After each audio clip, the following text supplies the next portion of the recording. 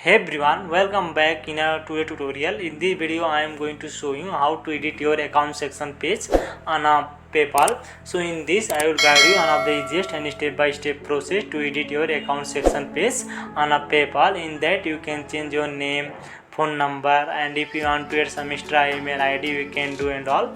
So for that, first of all open your official website page paypal.com and make sure that you will be logged in that.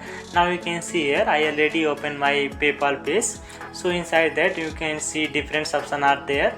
So in that you can see here one logout option is there. Beside that you can see here setting icon. So click on that setting icon.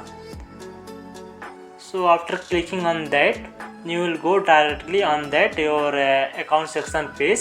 So if you want to change your profile image you can change from here, and if you want to change your name you can change, and here you can add some extra email ID, and you can change your phone number, and also you can add your phone number here, and if you want to edit your address and all you can do, and if you want to add some extra your that employment detail and all you can edit from here.